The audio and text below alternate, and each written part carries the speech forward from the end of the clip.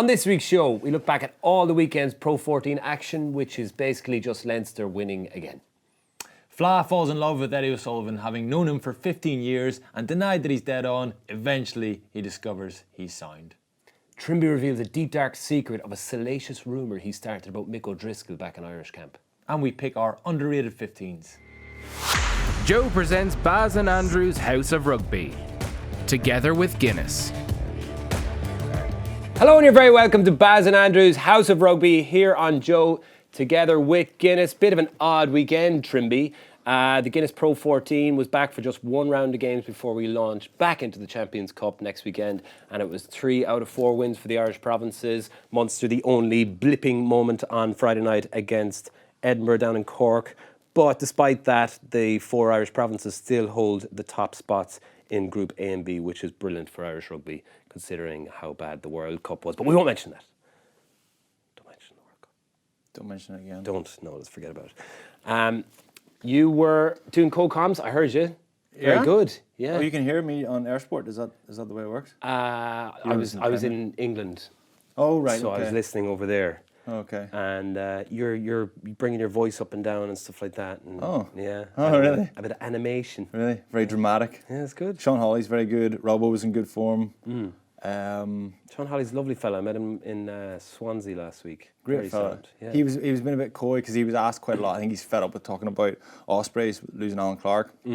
Not completely official yet, but he's still technically employed by Ospreys, but not in control of the first team for the game of the weekend, and then they got beat by Cheetahs again. But anyway, Sean Hawley's fed up talking about it because everybody keeps saying, well, any chance of you getting the gig, they reckon? All right. Well, that's what they're saying. He was kind of like not ruling it out, but I don't know. Like, Okay.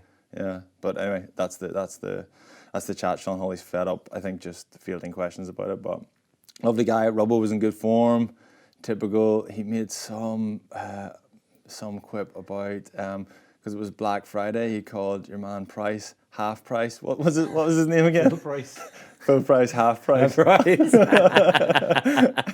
Full price is his name. I didn't even think of that. Wow. Yeah, so Robbo was in good form. He talked about was it Harnordiki or someone or Yeshvili killing a pigeon with the box kick. Oh yeah. Were you listening to that? Yeah, no, Not that really, rings a bell. Not really. No, I heard, yeah. With us? Yeah. Oh, that rings a bell. I was daydreaming quite a bit. There you during go. the game, yeah. I think it was that game anyway. There was at one stage he went, Andrew, like, stabbed me out of a daydream.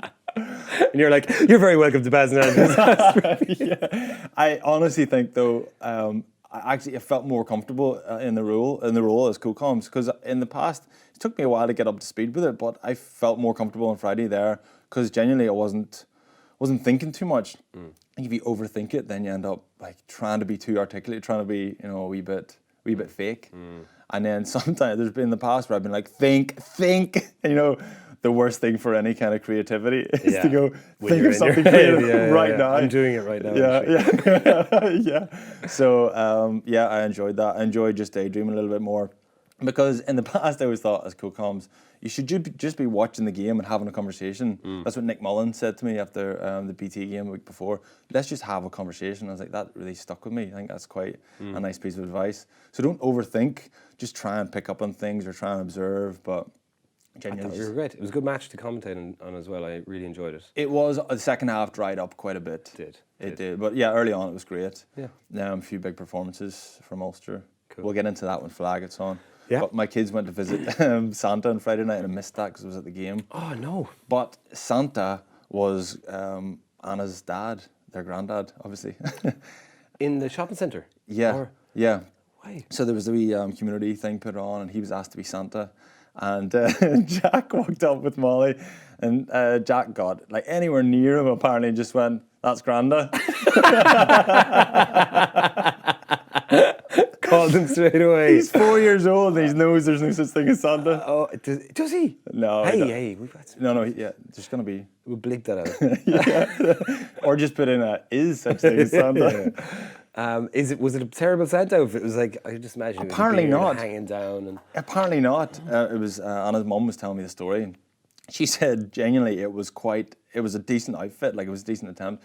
the thing that might have given it away was he's French. He's been living in Belfast for like 35 years or something, and he still speaks with a really thick French accent. Right. And I think then he had to do the countdown from 10 to switch on the lights as well. But that was a bit of a giveaway. I mean, absolutely. Yeah, but I think it was before that. Jack just called- went, that's grand there. My dad is Santa in Limerick in the Dunn Stores, new, incredible Dunn Stores, the Jetland Centre in Cardiff or something. Did Mick the baby call it? Mick the baby hasn't been brought yet. We're bringing him next week. My dad did send our family a WhatsApp group a message this morning, a picture of him in bed with my mother dressed as Santa, going, Santa delivered an early Christmas present to Terry this morning. Which was quite disturbing. My sister was like, I'm going to counselling tomorrow. But yeah, I can't wait to bring the kids to him. Or to anyone out there, go to see Mick the Santa. Yeah. In the Mick the Grande Santa. Mick the Grande Santa. And then Rory got his final farewell at the Millennium Stadium. High-fived everyone on the team on his way off. He did. You didn't see, there was someone put up on Instagram, there were 3 of the Kiwis that were in the team did a haka, like as a tribute to him or whatever it was. Where? In the changing room. I assume it was after the game. Might have been before, actually. He was in his polo, but Rory's just standing there awkwardly. He's like, I'll just wait till you're done, fellas. And then they finished up, he's like, thanks a lot. Wow. We get on with it here. Yeah. What a way to finish, though, going on a little tour with them. Yeah, I know. Yeah, it looked very nice. Kicking goals, you name it. Yeah. Getting given out to by Nigel Owens, which I loved. I was in England for the weekend. We had a gig in London on Friday night, a gig in Liverpool on Saturday. And people have started shouting your name at me during gigs. Like, where's Andrew Barry? Like a song request or something. And I'm like, I don't know where he is. Oh, wow. Isn't that weird? Yeah, that is weird. It is. Where's Andrew? Where's Andrew Barry? Like, well, now that you mention it, like you get a guest appearance, dance across the stage. Well, I'm still waiting for my opportunity to make a guest appearance. Yeah, we might we'll get you out in Belfast in a few weeks. Yeah. Yeah. I'm keen. I need to get a bit of work done. I need to practice. Get the drum machine out. Yeah. When you were in the UK at the weekend, did you get the chance to taste any Cadbury's chocolate? This has been brought to my attention recently, and I've just tested it this morning. I got a whole nut on the way here from the train station. Mexican, someone said to me, Mexican Cadbury's is nowhere near the same as Northern Irish Cadbury's. And they're right, it tastes like dog turd. Mexican? Yeah, down south, that's what we call yous. Oh. Because we're obviously USA. Yeah. I'll happily be Mexican if you can be USA all you want, man. Yeah. So yeah. It's stupid now. Yeah, we did, yeah. Yeah. So yeah, try it. It's better. Ours is better. No, right? it's worse. It's way better up north. Nah. It is. Try it. Anyway, we'll not go on about it, but try it. I will. Bring some next week. Okay. All right, well, we get Fla on. We've got a good bit to talk about. We've got Pro 14 action and then the Champions Cup coming up next weekend and some other bits and bobs happening in the world of rugby. So we'll take a quick break and get Jerry on. Fla, you're very welcome to the show. Did you have a good weekend? You were very busy. You did 3 or 4 games with Air Sport? Three games, yeah. Wow. Yeah, it was very good. I did the Munster Edinburgh game on Friday night down in Irish Independent Park with Donica, Strings and Tommy. And that was different, very different, because when we did the World Cup games, Tommy was really, really serious and really, really sweaty. And then for the Pro 14, then it was like they were just so relaxed and they were just having a laugh, himself and Donica. And I was like, what's going on here? And they were like, oh, it's just way more relaxed for the Pro 14. And then I was doing the Glasgow and Leinster game and the Connacht and Kings game with Air Sport from the studio on the Saturday night. I was doing that with Eddie Your new O'Sullivan. BFF. Well, You've hit it off. I hadn't spoken to him really properly. I met him once during the Churchill Cup when he was coaching the USA. So I was there to the lads going, oh, I'm working with Eddie tomorrow, and I said he's a great laugh. I went up, man, and I had such a laugh with him, man. He was so sound, and I was like, off air then, I could be picking his brain, asking about coaching and stuff like that, and it was so weird to be like, it's like, when you were in school and you have a teacher and you see the teacher as one way and you're like, that teacher is just that way all the time. And then when I met him then, I was like, I had a great laugh off him, man. We spoke last week about the great debate that was going on in JOE.ie last Thursday night, and he was up against Ewan McKenna talking about the Irish rugby team being celebrity losers. I think, was any of that released? Any of the footage? I saw it. Pat, you were at it, were you? Yeah, nothing yet. There were tiny little clips on social media, but Eddie O'Sullivan was brilliant. Was he? That was the best one of the night now. He was unbelievable. The crowd were loving him as well. And he just, Ewan McKenna came out and made a brilliant start. He started talking about how Ireland are like little Timmy O'Toole, who got lost, fell down the well. The Simpsons, and and then Homer's like, what a hero. And then he's like, well, why is he a hero? He's like, well, because he fell down a well. He said, he said Ireland are like that. So that was a brilliant start from him. But then Eddie had him rattled after that, and he just speaking over him and shouting over him and talking about fee paying schools. And Eddie had a big list of, he didn't go to a fee paying school. He didn't. And he started listing out around 12 or 13 of the squad that didn't go to fee paying schools. And then he was just saying. Ewan McKenna was like, oh, all these brave losers. And then Eddie's like, yeah, you can be brave. You can be brave and lose. You can be brave and still lose. And everyone's like, yeah. So brilliant. That was great. Timmy O'Toole. But he did lose. It was a brave loss because I think the fans had to vote for who they thought the winner was going to be. And there was a big Gaughan crowd there in the night. So it was 58%, 42%. But Eddie won. Eddie lost. Oh, lost. Brave. I thought he said he was going... Heroic defeat. I thought it was going to be Eddie for president there. If Eddie was president, you could be his first husband. I'll be first lady if he wants me to be. I don't care. I'll wear a dress. Went that well. You and Eddie should start a podcast. Maybe we Eddie should. and Fla's House of Rugby. We did a little bit of the Jamie thing yeah. when he came on first and started talking. I started going, and then we kind of left it go then because it just gets old. And that's probably RT will probably sue us if we do it because that's RT's thing. But You talked to him about that? About the Jamie thing at all? Or briefly, it's I didn't know whether it was panto for the show or what. I just said I said just when we get on air now, remember I'm not Jamie, so it's not like we don't have to be banging heads here. If we disagree, we disagree. Yeah. And he was like, yeah, no worries. I was impressed, Pat, that I didn't even know that Ewan McKenna could be a real human, do you know what I mean? Yes, and the fact that he pitched up and took Eddie on, I admire that. That was good. He had a good intro. Yeah, Ewan McKenna came on, he just started throwing bags of potato at everybody in the crowd. And everyone was like, yeah! Just to win over the crowd. yeah.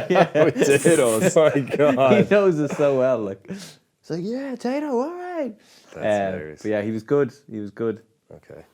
Right, we'll start with the Ulster Scarlets match in Kingspan on Friday night. Trimble, you were there, so I'll direct my first question to you. It's probably as good a first half, or at least first 20, 30 minutes that Ulster or any Irish side will put in going forward. Some incredible performances in that first half as well. Treadwell, Cooney, McCluskey had a great Balakoon. Gilroy was good too. He was. Yeah. So, out of that first 40, what was most impressive for you? I think I've said the last few weeks, Bath away, Claremont at home, Ulster looked like they were grinding out results and they were getting a lot of confidence from that, but they weren't quite cutting loose and their passes just weren't quite sticking. They stuck in the first half and they just wiped the floor with them. 4 tries, easy. Just a lot of intensity early on, a lot of nice little tip-ons out the backs, found themselves in a lot of space, and then Scarlets just looked like they were rabbits in the headlights. I thought physically, defensively, and with ball in hand as well, the one-off carries from Ulster were really dynamic, really physical. I thought they were class. They dropped off in the second. It's very difficult at half-time to feel like you've already got your bonus point and it's kind of job done. It's hard to come out. I always find that, even personally, if I felt like I played well in the first half, I was like, I just wish the game was over now, because you can only ruin a good performance. Whereas it looked like Ulster were kind of a little bit the same. They kicked on towards the end, last 5-10 minutes, they started to dominate again. But yeah, they were really good. Scarlets were missing 9 players. So the Welsh regions don't have a chance with the way it's been set up at the moment. Everyone talks about how around Gatland, saying like Gatland is so good at galvanising the players and bringing them up. But it's because the Welsh regions are so under resourced. Like the players, they don't. The fact that they haven't had their players, like Alan Clark hasn't had a chance. Like yeah, it's a tough gig. like obviously the injury profile of the squad was a disaster. But then not getting their best players back. What was the point of that game on Saturday, the Barbarians match? Really, just to say goodbye to Gatland, but. It's also probably bringing in revenue into the Welsh Rugby Union, but it's doing it like it's at a cost of it's crippling the regions. If I was Brad Moir, the Scarlets coach, I'd be like, what chance do we have? And the fact that Ulster went strong again, like with Cooney, Coetzee, and McCluskey. They're three key guys, I think. I thought that was unusual. I was surprised. I can see the logic actually afterwards, but I thought, right, 2 big games last 2 weeks and then 2 big games back to Harlequins. I thought probably make a few changes. Ideally, Coetzee, maybe McCluskey, Cooney, those 3, as you say, probably get a rest. But McFarlane's take on it was, let's keep the momentum going. And someone like Marty Moore as well, I thought he might have got a break, but he's only played maybe 2 or 3 games, to be fair, but he's so important as well. Having said that, Tom O'Toole came off the bench. Did you see him? Yeah, he looked exceptional, on fire. Yeah, but yeah, that I was surprised by that. But I suppose with like similar with Connacht, like it's so important for them to win these big Pro 14 games, and I mean they're in the top 2. That's so important for Ulster. And the way they managed it, like taking Cooney off after 45 minutes, taking Marty Moore off, resting those players as quickly as they could. I think I just really backed them on doing that thing. And the fact, obviously, the outcome you're looking for is a win, bonus point win, but no injuries. And you could not be in a better position. Because like as we've seen, and we talked about the Premiership players, those guys play every single week at the top level. And, maybe that's what these Irish players need, as long as they're looked after during those games. And it's good to see, so Bill Johnson got to go as well. It's probably his first, he might have started 1 game before. Anyway, he's very inexperienced. He might have played actually for Munster if he hadn't moved up the road. Your man Ben Healy. Ben Healy getting a go. Ben Healy had a tough start, didn't he? Did he get a bump? Did he get a knock in the warm-up? Stephen Archer clipped him before the game because we were obviously highlighting, this is a guy who's getting his chance here. And then it just cut to a shot of him, like, they'd pick a player out in the warm, and he'd like 2 tampons stuck up his nose, blood all over his face, and we kind of were like, oh, well. And we kind of like, it was just funny that he popped up and he was all fucked up, and we were like, oh. And we kind of started laughing, and then Donegan went, we obviously shouldn't be laughing at this. And we were like, yes, we shouldn't be laughing, and he's going to go in and get a HIA. Yeah. But it was a tough start for him. And then, so that was tricky, obviously, getting bashed by Stephen Archer's head in the warm-up. And then the tampons and the bloody face. And then the first pass from Nick McCarthy was on his line and right at his bootlaces. Through his legs. Like, this poor guy doesn't stand a chance. Yeah. He did well, to be fair, in the end, but that's a tough start. Yeah.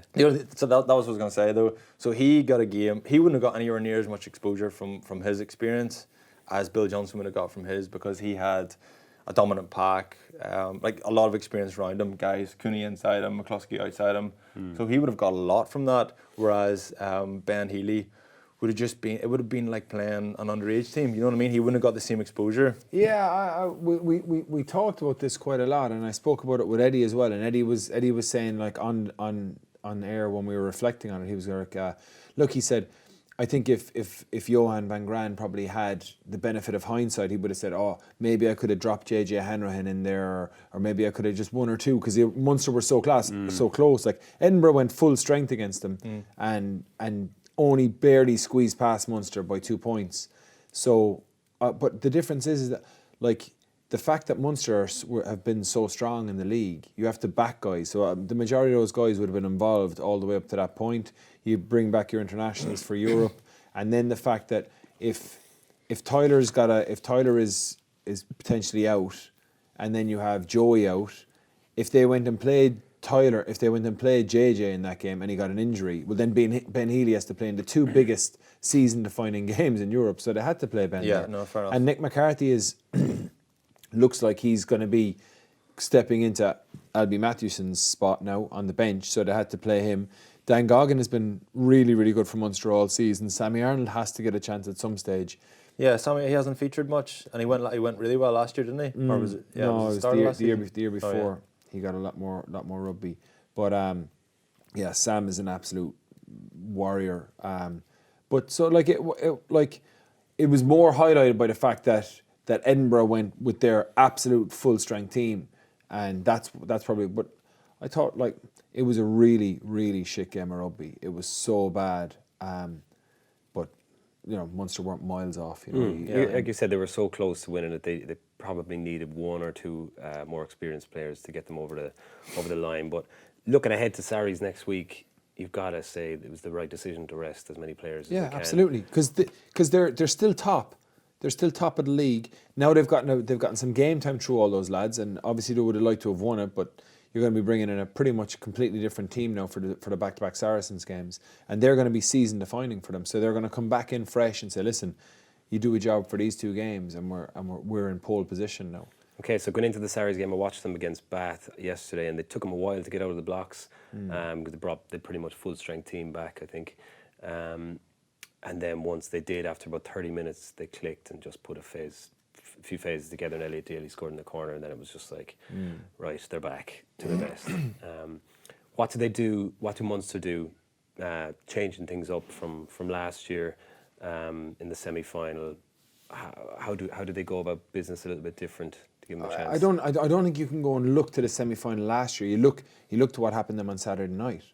So everyone's talking that Munster are trying to be more expansive, and if you're trying to be more expansive, and if they're putting more of an emphasis on, I suppose, unstructured play, Munster struggled against Edinburgh in the structured kicking game. So like restarts, like they just failed to take restarts. They could not exit out of their own half. Like the first half, Munster just stayed. This is like the strength of Munster. Though, like, even though that was very much individual mistakes, like they're definitely going to be different personnel in there from Saturday night to next weekend. Are they comparable? Like, well, I think a lot of it is going to be I understand that, you know, Conor Murray. There's going to be a big difference between any scrum half in the world looking to exit with a kick versus Conor Murray. But a lot of it are your systems and how you deal with it. Like, and it was like Edinburgh didn't create anything against Munster. Edinburgh just kicked the ball to Munster, and Munster couldn't get out of their own half. Now you're going to change it up, but Munster are going to get all of that again. And what I'm saying is, the 14 guys that played last Friday night against Edinburgh, they've been there nearly all the time, getting trained by the coaches. You know, working on what their strategies are around handling the kicking game and managing it. So if they put an emphasis more on the attacking side, which is what everyone is sort of saying, is that Munster need to spend a bit more time investing on the attack, well then something else is going to suffer, and it's the kicking game. And that's where they suffered against Edinburgh. They couldn't handle the Edinburgh kicking game, and that's what they're going to be faced against Saracens. Now, I understand, like, Munster showed a lot of ambition against Racing, you know, looking to offload. They're offloading, you know, they're offloading less this season than they were last season, but now they haven't had their best players back. So when you get your best players back, hopefully you'll start to see that more. Maybe there's more intent. They definitely look that they're playing with a little less structure in how they're going. It's translating that. Like, looking at Ulster now. Ulster are one of the top offloading teams in the Pro14. And I think that Munster probably want to get to that, but they're quite low on it at the moment. The tendency is, so the Racing game, we saw the best version of Munster. Yeah. Because Racing kind of set the tone. They said, this is the kind of game we're going to see today. We're going to be throwing out about. And it's almost like Munster sort of went, right, well, you know what, we can kind of... you know what? well, shucks, guys. We're here then. Why don't we just... So they kind of threw it about a bit, and then it was like they went, right, well, grand, that's the kind of game it's going to be today. Saracens is going to be totally different. They're going to set a physical, like a bit of an arm wrestle, bit of a test match mentality tone. And then I'd be interested to see if Munster can say, right, despite that being the way you're going to play, we're going to still try and play sort of rugby that not necessarily just entertains, but scores tries. Yeah, my view of Munster over the last few years, I think we don't come out with an intensity at the start of games that is like we finish games really strong, like we've seen over the last 2 Championship Cup games. Yeah. Like massive finishes to get over the line, and we kind of grow into a game, or don't take many chances in the first half, and just try and slow things down. Maybe I'm not sure if that's the tactic, but that's my view. You got to say no, because I can speak definitively on previous seasons, and you're right. We were always slow to start. Munster were always slow to start. I can't say I can't speak definitively. Just I think from the Ospreys game, it looked like there was a quiet confidence there that we'll get here, but it kind of got to panic stations towards the end, and you feel like if they had they're like 82 minutes going. Yeah. By the way, time to score a bonus point. Like, do you ever watch a soccer match, like back definitely 10 years, maybe 15 years ago, especially watching Ireland play, and they'd fuck about for 80 minutes, 85 minutes, and then the last 5 minutes they'd start pouring forward and launching balls into the box, and they'd, more often than not, they'd score or they'd create chances, and you're like, why don't you do that in the first minute, man? And I think for me, if Munster want to beat Saracens, they got to go out and play and catch them on the hop, make it as difficult for Saracens to get a foothold in the game, and start, it's hard to score against Saracens, I'm aware of that, but start trying to get the scoreboard ticking over with kicks, with drop goals, with any way to start getting scores and trying to get ahead, and then stay ahead and frustrate them and make it difficult for them. Because you can't chase the game against Saracens. I think you have to be ahead. Yeah. Because the typical Saracens model is a couple of penalties. If it ends up being like 9-3, 9-6, then Saracens score. And I always think the game's gone whenever Saracens go the more than one try ahead. Yeah, well, we used to always have that because we used to play a slightly similar model game plan to Saracens. So when the other team goes ahead against you, there's no scoreboard pressure. You have to play a little bit more when sometimes you don't want to play. But like, I think is very much, you're going to see what Johan van Graan came out after the Racing game. He said, give us time and we'll see where we're going from here, because we now have we have a full cohort of our best players back, and I presume that what they want to do, they're going to start doing it from there. Because looking at it statistically, Munster are kicking the ball, I think they kicked the ball almost the second most in the Pro 14. They're one of the lowest offloading teams this season. But I'm sure that there's an intent that they want to move towards. Now we've got our best players, like in the Racing game, I think they might have had 10 offloads in the game. When they get your best players back in the field, you start to see, well, what way is it going to go from here? I agree with you that Munster have to start strong against Saracens. I think it's going to be like whatever way that the Munster decide that what their identity is going to be this season. I think we're starting to see it in Europe, because that is their first choice team. But they need to start with that straight away. They can't be like, I agree with you, they can't be like, oh, we're just stuck in the kicking game now as we used to be, and then go, oh shit, we're actually behind, and then trying to force it's do or die. game. If they lose on Saturday, they're pretty much out. Yeah, if you lose at home, it's obviously tough. Yeah. And I think are Saracens, the big question to me is, are Saracens gonna go for it? Yeah. Are they going to even go if for they're it? successful at home and then they go away and if they don't get a win on the road there, they're still struggling because they got to go to La Défense and try and get. I think Lamour was playing La Défense. They got to go there and then. Come here, I have a question for you. Did you work with? Is it Soper? Dan Sober? Yeah. I Did you didn't. work with him? No, I left as he arrived. He was waiting for me to finish, and then he said, "I'll only take that gig." Because he seems to be really highly rated. And sounds like it. I know a guy who taught with him when he was. Am I right in saying Dan Sober? He's the one that came from Yeah.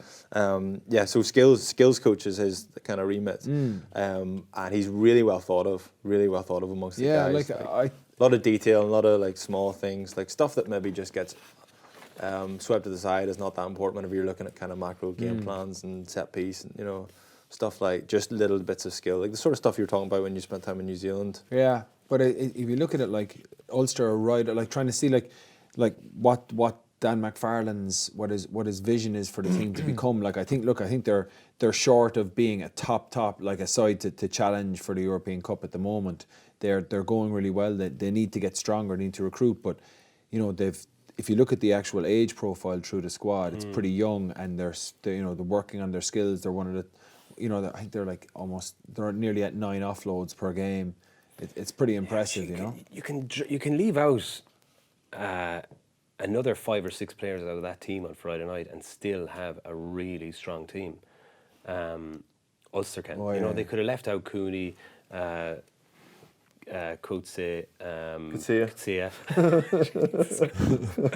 McCluskey and them, yeah. McCluskey, Treadwell, maybe second rows it could be short, but they were already missing a lot of guys though. That looked like it was full strength, but Fadez, is it Matt Fadez, yeah. What a game he had, man! What a 13! I think he's brilliant. Brilliant, yeah, absolutely. He's gone really well. And Just to be clear, man, that's like. My mum would have made a couple of line breaks against that Scarlet team. That's what I thought, right? Because there's so many youngsters. You thought my mum would have made. That's exact. Flannery's mum. I honestly thought Ulster were going to turn up and they would hose them easily. But I gather from the Ulster side that they were actually reasonably nervous because of the influence of Brad Moore and a few of the youngsters. Like you potentially could have seen Scarlets playing like they were a few years ago whenever they just threw it about everywhere. I think that's kind of what Ulster were nervous about.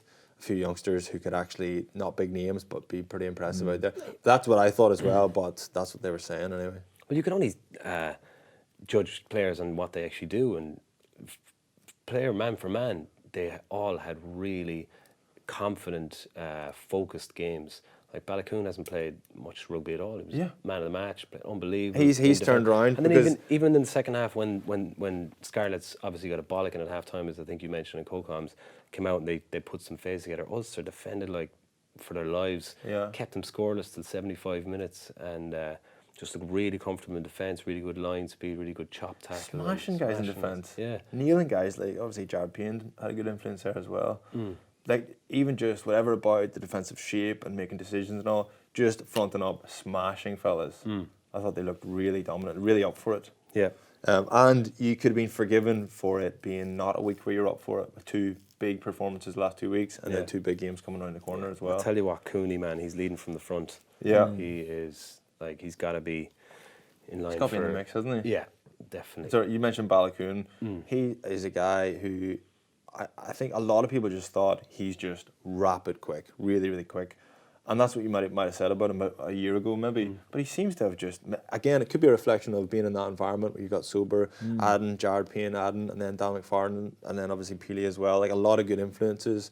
He just seems really experienced. He read the game really well. He made Dan Jones... Maybe we talked about Andy Farrell talking about telling lies. You know, he just told lies to him and he just tricked him into kicking it where he wanted it. And then he just smashed whoever was there. Looked physical, looked dominant. He looked really good, I thought. Yeah. That's enough. All right, that's enough. We'll move on. Glasgow versus Leinster, you did that one as well. Leinster equally is, I suppose, not depleted, but it's a second choice team, you'd imagine, starting 15. What about Rory Jackson's moustache? And mullet? Pink moustache. Yeah. And the mullet, yeah, it was crazy. If someone signs for your team, like an Australian or a Kiwi or something, then they arrive and you're like Bossy shortly after he arrived grew his dreadlocks. Yeah. You know, his mullet dreadlocks, and you're going, he's obviously a bit eccentric, right? Okay, but that's him. But am I right in saying your man Jackson's he's done the rounds a bit, but he was kind of normal. Yeah. He wasn't the sort of fella who grows a pink moustache and a mullet. And then mid-career crisis. Yeah, it's like he's just turned around and said, you know what? He's going to get himself a pair of fake tits or something else. Just a couple of cups up, you know. I find the whole thing odd. Just like he just. Did you see Reece Marshall on Friday night? No, the Munster hooker, the Kiwi. He looked like He looked like your man from Home and Away. Toad. Toadfish. He had a long mullet. He'd like these chops coming down here, and he was like strolling around. I was like, "What the fuck, Reece, man? Looks mental." But he's a Kiwi man, so that's the way. That's what I mean. You get away with it if you're from somewhere else, but if you're like just from Scotland, you're going, what happened there? Almost got a hat trick too. It's good Glasgow side out as well. Glasgow went nearly full tilt, man. Yeah, it could have been like 25 points to 3 up after 20 minutes.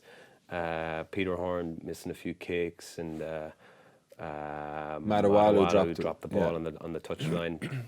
And but saying that, Leinster started a little bit, I don't know, nervous or maybe lack of cohesion between the different partnerships in the field, and they got quite narrow in defence, but after 20-25 minutes they grew into it and just took control. That is an unbelievably good synopsis. That was exactly it, man. It was exactly as I honestly, when I'm watching the game, I write notes as I'm going along, and that was it. It was like, geez, Glasgow are looking pretty sharp here, and Leinster are kicking the ball a bit loosely to them, and so Glasgow were just going at them from everywhere and got a couple of breaches. They just didn't finish them, you know. And I was like, oh, this looks pretty tough. And then, like, I think it might have been 20 minutes or something like that. Just a little. I think Leinster turned the ball over, and Adam Byrne made a breach. Paid Jimmy O'Brien, got back in. They got 3 points. That was the first time they really got into the game, and it was just the story was just Glasgow, just little micro plays that were getting them in behind. You know, they were playing expansively, but just not really clinical, and they just sort of left Leinster live in the game, and then Leinster just got back into the mix. And the second half was just all Leinster. It was like Glasgow looked terrible in the second half. And I was half wondering, is this a case of, because, you know, when Rennie is leaving to go to Australia, they're in a shit position in the league. They needed to win that game desperately, and I thought that they would win, because I thought they are desperate here. But I don't know. But maybe the fact that if you've the coach leaving and the players are, you know, they should have won that game, and they didn't. Now, credit to Leinster, man. They are unbeaten this season. They were awesome, and I thought their D again. Leinster's D was just so good. They're so disciplined that at the end of the game, Glasgow were looking to just get a losing bonus point, and I'd say there was 21 phases. Yeah, inside 30, I think I was something like 29. Was it? Yeah. It was crazy. I heard 40. Definitely a round number, anyway, right? And they didn't even give a penalty for offside. They were so disciplined, man. Like, to defend inside your 22 for 240 phases. Will Connors smashing boys, wouldn't they? They've got such a conveyor belt of players coming through. Sickening. I hate them. Yeah, it's so fucking annoying. And they're all. So see what you're saying there about Leinster growing into the game. They just hung tough, didn't they? And then they got 2 chances, scored 2 tries before half time, and then the game just changed. Is that the way? Like, you don't need to be dominant, or if you're going to be dominant, you have to be clinical. Because Conor O'Brien, he's the 12. Jimmy Brown's the 13, isn't he? Yeah. He was. I thought he looked very much like Henshaw. I thought he looked like he's in the mould of Henshaw. Yeah, strong boy. Yeah, yeah. Strong boy. Strong boy. He's a strong boy. Fine young man. Fine specimen. Yeah, Cian Keller coming back from Connacht and finishing getting 2 tries before the end of the first half. Lovely fine defined goatee beard as well. Fine young boy. Yeah, they were good. Leinster were really good. I know. It's almost like, I know. I'm sick. What of if we it. just talk about Leinster and say how amazing they are? Because they fucking are. They're quality, man. Yeah. Again, though, I think Glasgow were a little bit rudderless. Taking down a little peg or two. I don't know. Yeah, you could be right about that when your coach is leaving. There could be something, and I think Stuart Hogg did give them some sort of, I don't know, from the back a little bit more confidence or something. I felt him missing might have left a little bit of a hole there. But they needed to, like, losing someone like Stuart Hogg, who's the best player Scotland have by a country mile. I don't know. There needs to be some sort of counterbalance to that. Like, I don't like Rory Jackson with a pink moustache and that mullet. Like, as good as he is, he's not going to be anywhere near Stuart Hogg's level. So they needed to, like, almost like as a statement of ambition. The same, you have Bundy Aki signing, like their marquee player for Connacht signs for them on a 3-year deal. That's a statement of intent from Connacht. When Stuart Hogg is leaving the Warriors, and then their head coach is leaving, you're like, if I was there, I'd be like, fuck, well, come on, we need to make a big signing, or we need to show that we're serious about winning. And the way they played at the weekend looked a little bit to me like as if they're a bit in disarray, which is. Because I as much as I despised them when I coached against them, because they were such a hard unit, and I felt like they were so competitive, and they had a real edge to them the way they played, and they played really nice rugby. I would like to see them. You know, Tommy made the point that it's not great for the Pro 14 that Leinster can send out their second string and beat Glasgow's first team and that Edinburgh send their first string to Munster, and Munster put out their second string, and the games are Leinster win, Munster lose by 2 points. It's not good for the league, but maybe it's just that Irish rugby is in a good place with what's coming through. And then speaking of in a good place, Sprout again. Yeah, man of the match. Yeah, he was really good, man. He was. We've been brilliant for his career, haven't we? I'm not sure how influential this podcast is, or this show is that it goes out that we influence that. But he's I thought the Kings weren't up to much. Yeah. But I thought Conor Fitzgerald and Caelan Blade again, decent, really good player. I think that they're really well stocked now. Yeah. In terms of having Blade and Marmion. I think some of the other clubs will be looking at going. Ooh. Yeah, I mean, you could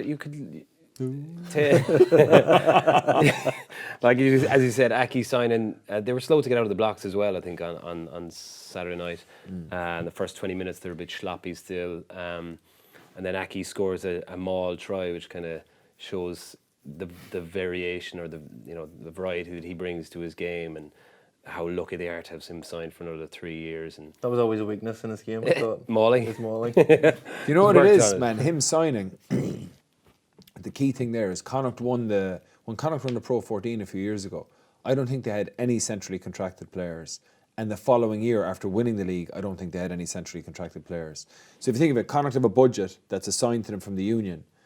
When you win the league, now any of the players whose contracts are, players are going like, well, we won the league, you got to pay us more money. Or when they're on their way to winning the league, they're like, well, look, we're top here, we're going really well. A couple of the lads with it, like Ultan Delan, Matt Healy, Adi Alokin, Beelum, obviously Henshaw, Marmion would have all been involved with Ireland. So they would have got capped there. So then they're like, well, Connacht now have to pay those players more to retain them, or else someone like Henshaw leaves. Yeah. And then the following season, then, well, like what have they actually gotten for winning the league? They just have a much bigger wage bill now. All you've done is just advertise how good some of your players are. Yeah, and now you have to try and retain them. So it's great to see because Connacht wouldn't be able to compete with the likes of the French teams that are coming in that want to sign Bundy Aki. So for the union to come in and say, we're going to support you here and we're going to lock down this guy as a marquee player is really good, and it shows the union are supporting Connacht. Because otherwise, you like, if he left, they're just starting from scratch again every year. And I hope they go out and they put out a good team next weekend against Gloucester. Back to back, their away first game, right? Last year against Sale, they put out a weaker side over there, and still could have won the game. I hope they've got a lot of players coming back. Jared Butler came off the bench the other night again. I imagine they'll start Carty, they'll start Farrell. Fanga's on fire at the minute. Yeah, Fanga's been really good. Defensively, there was a few things they need to get tighter at. They were like the Kings are by and large just going to be just really, really direct, really, really physical. Because they're the poorest resourced team in the Pro 14. Like, you have to admire how all of their players are hard. Do you know what I mean? They are tough physical players, but they shouldn't beat you. You know what I mean? They shouldn't beat you with magic plays. You know what's coming, and you just got to stop them. And that was what this was disappointing, is that the couple of tries that they got in the first half, the Kings were just pretty much basic. Just runners, boom, and they scored. So. But I thought like they mauled well. Jimmy Duffy, the forwards coach, doing a good job there and bringing Bundy Aki in. If you watch most of the maul tries these days that come in, you'll see the backs joining. You watch Saracens, they always have their backs joining. So Bundy Aki joined on the two. He scored on the first one. The second one, he joined at the back. And when the head of the maul got turned, he was at the front of it fighting. It's not. He's just not just a guy just trying to get on the ball as a rudder at the back of the maul and score. He was actually fighting at the front of the maul, knocking forwards out of the way. Have you spent any time in any malls? We used to do one where we'd set one up in the middle of the pitch. Back pitch. Back pitch, yeah. Kidney he loved it. It worked every time, where Trevor Haslett would just stand and shove his arse into whoever it was, and then I'd have to go in and kind of lock on beside him and probably step on his toe and just look really awkward, and set up them all off a line out in the middle of the pitch. And I think we scored a couple of really important tries They do that against Gloucester. They did it in the Miracle match, and then we did it against Cardiff. I think Quinny scored in another. It might have been 2008 or something like that. But I wouldn't be comfortable in them all. Yeah, I've been uncomfortable in. Yeah. I joined them all when Rory was on the ball, and then I went. Kind of. They started to get fussy about that, didn't they? You had to go on and then kind of gradually make your way forward. And then I was like, right, I'm in this maul, and I go pumping my legs as hard as I could, and then you just end up. It doesn't work. For some reason, it didn't work, and then Rory kind of took me aside afterwards, and he was like, you can't just go in there 100 miles an hour. You kind of have to feel it. You're feeling where the pressure is going, and then you're trying to work either with it or around it. Like if there's so much pressure coming this way, then you might have to try and just quickly get around it. Yeah. If there's not that much pressure here, you might try and just like hold your feet a little bit to allow the pressure to go past, and then pivot and go back around. That's what I didn't hold. I fell over actually. Now I think about it, I fell over, and then we did a 10-man, 11-man line out, whatever it was, against for Ireland. John Plumtree was sorting that out. Remember Plumtree? And his whole thing was the wingers were either end, and then whatever way the line out went, Plumtree was giving us the direction before, and he was like, so we waste you. We had to basically just throw ourselves to like protect them for a second to get it set up. So just get trampled. We never actually got to do it in training. Just got trampled by the dirties. Anyway. Yeah. There was a couple of Pro 14 player career landmarks made at the weekend. Stephen Archer reached 200 caps for Munster. He's there a long time. Who was there was someone at Ulster that had Louis Ludick, 100 caps. Led the team out. Yeah. And actually was on the pitch for quite a while. Yeah.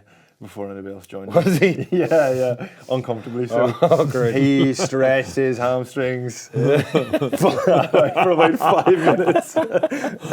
You keep yourself busy. Yeah. It got me us talking about players that have reached, those high numbers of caps and maybe haven't gotten the recognition. Pat was talking about it beforehand and asked the question, who would we have in mind for players that we played with that didn't probably get the recognition but put in a serious shift for the club? Anyone pop to mind for you? I have a very good team here. Okay. Is this our black and white, is it? We can do the black and white now. Let's put it in the black and white. I've got one. Have you got a team? I might be able to take 5 just to finish it. Okay, so this is the black and white section. So black and white is we got to pick an underrated team, so they can be just players that maybe we just feel never got the recognition, but you always rated them when you played against them, with or against them. Can they be like AIL players as well as anyone? Okay. Yeah. Who wants to kick it off? Well, give me 2 minutes to finish my list there. Would you want me to? We'll take a quick break, lads. We'll be back. All right, welcome back, and it's time to play Black and White.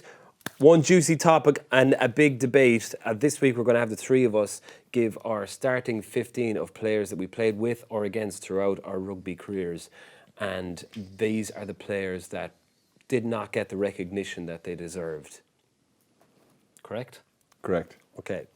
This is very interesting. Players that we felt were really, really good players, but maybe other people wouldn't. The public might have been as aware of them. Alrighty. For a variety of different reasons, I think. I don't mind. I can go if you want. Far away. Yep. Okay, I've gone with Freddy Poochyena. Good, solid prop. Very wider than he is tall. Yeah. He's a rectangle. And low percent body fat, hard to move, and very, very funny. Low body fat, but looked fat. Yes. Yeah. He was actually, because he was just sort of an odd shape. Yeah, I remember you saying once that, like, if there was a burning building and Jerry needed to jump out of the burning building, he'd look out and he'd go, "Hey, you, just stay there," thinking he's a really fat person that he'd be able to jump down on, and it'd be quite cushiony. And then he'd jump out the window and jump down and realise that Freddy, even though he looks like he'd be quite cushiony, he was actually quite hard. He'd end up hurting himself. Just perfect analogy. I think at the time it was funnier when he was there and he was like looked fatter. Yeah. Catch me, fatty. I've gone with Dennis Foggs at hooker. Great player, great person to have around the squad. And You've gone for crack mostly. I think, yeah, for your first because two I'm players. used to this with front row, so I'll go with crack. Simon Best, who was the first roommate I ever had in Irish camp, and who was very sound, and I presume he's a good prop as well. Probably good crack, is he? Lovely fella. I've gone with Justin O'Connell in the second row. He was he's Paulie's older brother. Captained me playing with Bowes before I played for Munster, and just hard as nails. Probably one of the reasons why O'Connell is because of him. Good, solid older brother. Mick O'Driscoll, partnering him in the second row. Mick obviously put in years and years of effort. I think he played to Munster till he was in his mid to late 50s. Me and Tommy started a rumour in Ireland camp that we walked in on him having phone sex with his missus.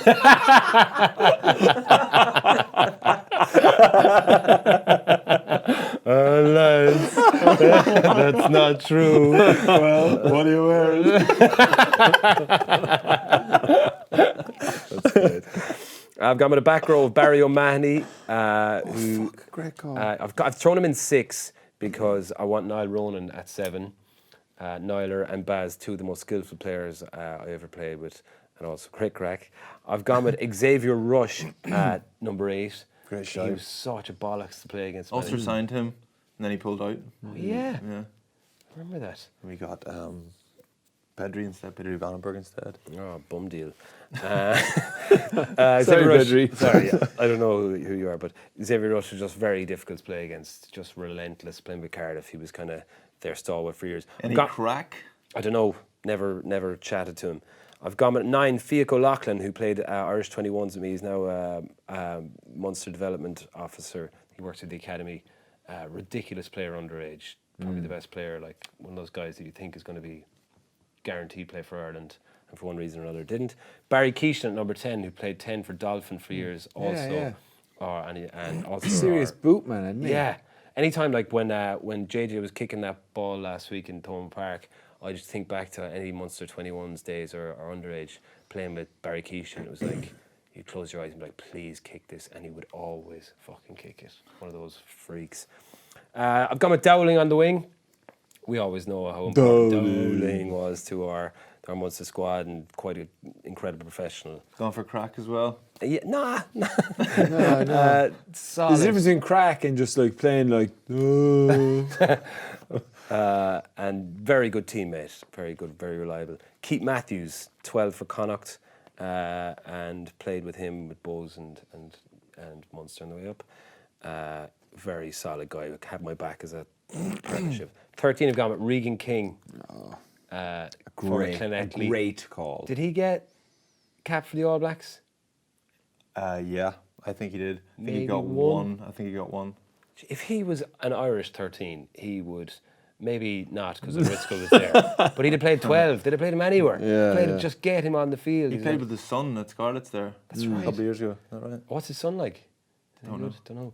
Crack. He made the crack 15. One cap, one try for the All Blacks. What a player, man! Every time I play against him, I'm like, oh fuck, this guy is a magician. What about when we were playing with Munster years ago and we were so stuck for backs that Declan Kidney started playing the forwards and the backs. He put David Wallace in the wing and he put Leamy at centre. In the centre. And Remember we played Scarlets and Regan King was just running at Leamy and just holding the ball and spinning it in his finger. And Leamy was like, oh, I get the ball there and jump. And next we'd be like, oh, Regan King's made another fucking line break. And then we're like, oh, they're going to play John Hayes at full back next. They actually picked him over me in the centre. They put me full back. I was like, I've never played full back in my life. And they're like, you're too small, just stick you in the back. And they put Leamy in the centre. It was Oh, a low man. day. That is mental. Yeah. Are you there, Leamy? Watch out for the spinny ball thing. yeah. He's spinning the ball on his finger. I've gone on the wing, on the other wing, Malzieu. Julian Malzieu. Winger for Claremont. Crack. I've no idea, but the hardest human being on the planet to tackle. Strange career. Came up, burst on the scene, was unbelievable for about a year and a half. Disappeared for 2-3 years. Came back and was unbelievable again. Yeah. And then disappeared for good. Yeah. Weird career. Yeah, so French. He looked so thin and tall that you'd be like, oh, he's not going to do much damage, or he's not going to. And then he'd hit you a slap of a hand off, and you'd be gone 5 yards back. He was a freak. And I've gone with Ben Blair at 15. He was the fullback for Cardiff. and was just very solid for them for a good 7 or 8 years. Don't know if he was ever capped for the All Black side. He was, yeah. he? That's a solid team. Regan King's very good. Give us your team. Okay, I've gone for Tom Court at Loosehead. He's a Lion. He was accused of getting that accolade just because he was on holidays in Australia at the time. Great fella. Is it like a holiday package where you can like go on tour and you can play for the Lions and stuff like that? He played a premium. I think if you fly business class, then you get put into the draw for the Lions. Okay. For me, Rob Herring at hooker, because he's been in Rory's shadow for a while, and I think we're going to see the best of him this year. Peter Bracken at tight head. Remember Peter Bracken? The scrum doctor. Yes. Yeah. I remember we were playing. Not very coordinated. This won't. This won't be the reason why he's in my team. Okay. We were playing one touch, like football one touch, and he tried to like touch it here, and whatever way he did it, he like crossed over his legs and just collapsed. He was playing for Connacht one day. We played one of those the festive derbies, and we went up to play Connacht I don't know, was it 2006 or something like that, and Brax had played for Munster. So we were trying to get into it. I think Quinny was kind of mouthing at him a bit like that, and there was a bit of a fight, and everyone just started and there was about 6 of us pushing Brax from different angles. Like I'd push him, he'd turn around to me, and I'd kind of move around, and somebody would go, "Shut up, Brax! Fuck you!" And next to me, he just went, and we all kind of went, "Oh," backed off. He's a bit of a character. His younger brother, Eamon Bracken, did you ever come across him? No. I played 21s with him, and they set up this an episode of MTV Cribs at the Marion Hotel in Dublin. Someone knocked on his door, and he goes, MTV, I wasn't expecting you till tomorrow." Got into character. Anyway, second row, we've got Al O'Connor. I think he's underrated. At 5, I've got Matt Mustian. Do you remember this guy? Yeah. Was class for Ulster, then moved to Edinburgh, and then started turning off for Edinburgh. Matt? Who? Matt Mustian. I think his name was. We called him Chops. I think it was Matt Mustian. Matt Mostyn was a winger who played for an Aussie winger who played for Ireland years ago. That's who I'm definitely thinking of. Yeah, Matt Mustian. Anyway, honourable mention for what do you call the second row in Connacht that played really well the year they won the league and then went to Grenoble? Ali McDowney. He could potentially get very, in very good footballer. Yeah. 6, I've got Chris Henry. Very underrated. Honourable mention for Niall Ronan. Sorry, he's at 7. Willie Falloon. Oh, yeah. Oh, yes. Good player. Yeah, he's hard, man. Tough, really tough, just a little bit small, I think. Who have I got at 8? What does that say? Oh, Shane Jennings. Playing out of position, yes. but underrated. Yeah. I've got Duncan Williams at 9, because I played schools with Duncan Williams, and he was a year young, and everybody was talking about Duncan Williams, how class he was going to be. He was going to be the next best thing. And then he just kind of got injured, and he actually only kind of came through really towards the end of his career. Anyway. Johnny McPhillips just got chopped from Ulster last year, but very good 10. Is he gone? Yeah, he got. Well, I don't know if he got chopped or he's at Leicester now. Oh, really? But he could do well. He could do very well. For a couple of reasons, both of my wings are Alid Brew and Nathan Brew, only because I don't know which one's which. so I'll put both of them in. Honourable mention for Fionn Carr, who was ridiculous for Connacht for a few years, a wee period of time. Paddy Wallace at 12, not because he's underrated, but just because he's so talented. I remember we were out one night and we were slagging Paddy, saying, "You could not have got fewer caps if you tried." He's so talented.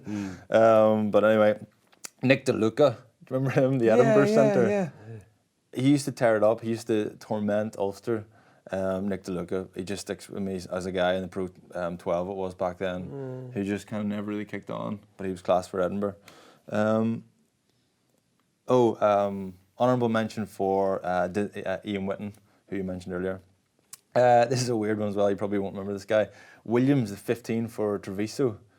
Yeah, I do remember him. Yeah, the short Aussie. stock. Yeah, Aussie, yeah. Ridiculously good feet. Yeah, he was in. They played Munster. He played Benetton Treviso were playing Munster in the European Cup. I think he was on the piss in town the night before, and then he got I think he potentially got man of the match in the European Cup the next day. He was unreal. So you're saying I think he was on the piss quite a bit. To the point where they would select him, and then if he happened to be about, he would play. Man, he was just, Get him in the team. Yeah. What was his name? His name is Someone Williams. What was it? Brendan Williams. Brendan Williams. Brendan. Yeah. His feet, man. His Ridiculous. stepper. He was a brilliant player. Brilliant player. Anyway, that's my 15. That's nice. Well, I've gone with ones. Nice. Mine is going to be a little bit more guys that I played with, and I struggled. Like Marcus Horn, everyone knows him. The guy got 70 caps, so you're like, he's not really. But you're right, underrated." though. You're right. Yeah. I don't think. Yeah. Anyway, just your team. So I went with Les Hogan, who played with Shannon and Munchins. As Lou said, my hooker was David Blaney. I don't know if you know him. The Blaneys all played with Terranure, and he was my age group when I played, like in schools rugby, and he was phenomenal. Really, like quite thin, quite thin for a hooker, but was just a really, really good footballer. All the Blaneys were outrageously good rugby players. Just like And good at cards. very good at Good cards. at poker and rugby. Tight head, Simon Best. I thought he was a really good player, and I think the only reason he's underrated is probably because his career ended so early that people didn't realise how good he was. He had heart issues. Yeah. Tom Hayes was one of my locks. He was a fucking brilliant player. Mick Driscoll at 5. Phone sex.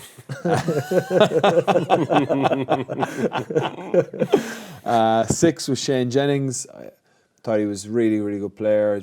I hated playing against him all the time because he was so consistent, and Niggly himself and Leo always hated playing against him because I knew they'd show up. Some of the Leinster lads, when you played them back in the old days before they became fucking animals, you'd be like, these guys won't show up. But Leo and Shane and Geno always showed up. Niall Ronan at 7, incredibly skillful, brilliant player. At 8, I went with John O'Sullivan. Do you remember John O'Sullivan? Yeah. I picked him at 8. He played a lot of 6 when he was at Munster and 7 when he was at Munster. But when I played with Connacht, he was phenomenal, man. He was so Such an hard. athlete, yeah. 9 is Chris Keane. He's got a head like a melted welly, and he can't really pass the ball either. So controversial, but very good at a pick and go. For a scrum half. Yeah, Dive pass. loved pick and go. Very, very ugly. 10, Jeremy Staunton. Spiky. Oh, yeah. He was the ninja, man. There was a year that I played under 20s rugby, and Jeremy was captain of the Irish club team, was playing for the Irish 21s team, playing for the Irish A team and the Irish senior team in the 1 year. In the one season, he just went all the way up through the teams. I'm telling you, it was unbelievable. He was one of the most talented players I've ever come across. On my left wing, I'm going to go Ted Robinson, this guy I played with in Connacht. The most dedicated warrior you could ever play with, man. He was an animal. Dave Quinlan from Blackrock, played with Leinster, played with Northampton at 12. Just so physical. Baz, you made it at 13. Ian Dowling. Why? You made it. I just think that you were one of the best 13s I played with.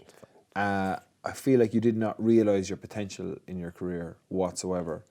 I'm not having a go at you. I'm just saying I get it. for that 2006 year when you came into the Munster team when Mike Mullins tore his Achilles tendon, you were just ripping teams apart. I remember we played Leinster on New Year's Eve and we lost, but you were marking Driscoll, and I remember there was one stage you were turning him inside out, but you kind of didn't back yourself to just carry.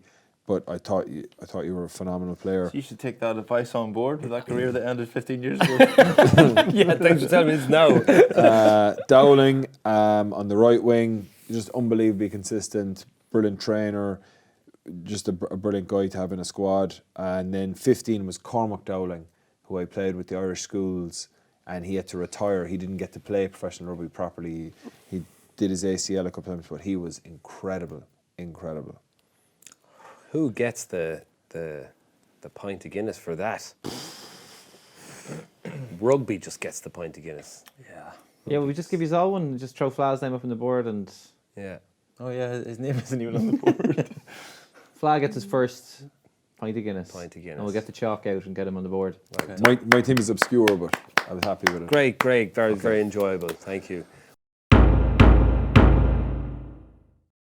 Okay, huge thank you to everybody for listening, and to those of you on YouTube, thanks for watching. Cheers to everyone that was involved in organising the show this week, to Pat, to Anthony, to Paul and to Fiona.